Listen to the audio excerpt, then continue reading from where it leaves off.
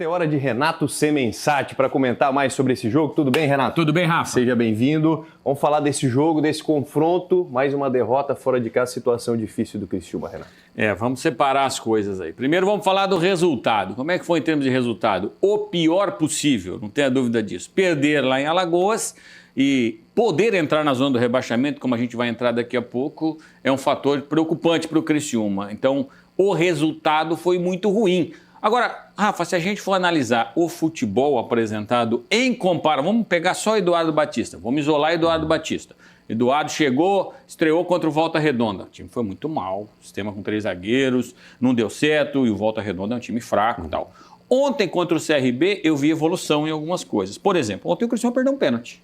Né? Por que perdeu o pênalti? O zagueiro deu bobeira e tudo mais. É do jogo, é assim que funciona.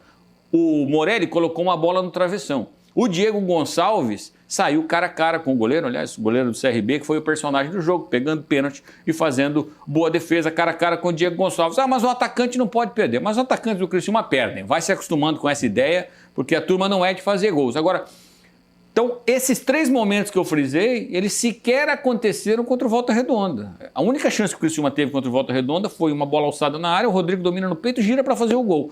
Então, eu acho que houve evolução de futebol, embora pouco ainda, em relação ao primeiro trabalho do Eduardo Batista.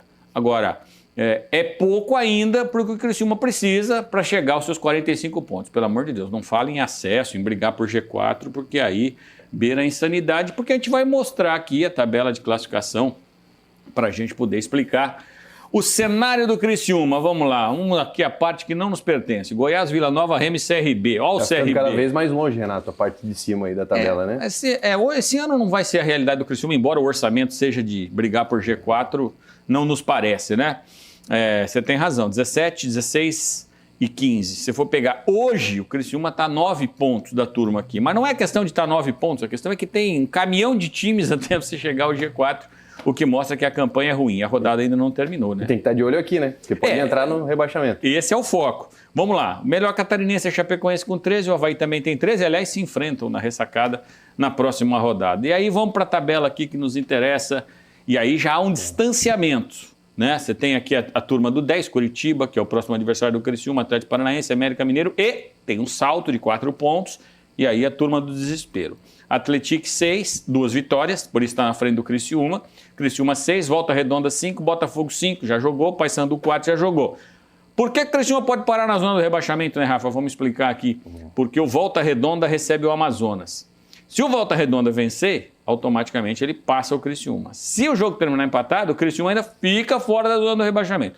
E se o Amazonas vencer, também no Gols Pro, ou no saldo de gols, né, como popularmente conhecido, o Criciúma fica fora da zona do rebaixamento. Então o Criciúma só entra na zona do rebaixamento se o Volta Redonda acabar vencendo. Eu não vou cometer esse sacrilégio de dizer para o torcedor do Criciúma, olha, seque o Volta Redonda. Não, é sofrimento demais, né, Rafa? Mas o pessoal vai estar de olho nesse jogo aí. Não tem, é sempre bom estar fora da zona de rebaixamento. Né? Renato, Copa do Brasil agora, quinta-feira, jogo difícil.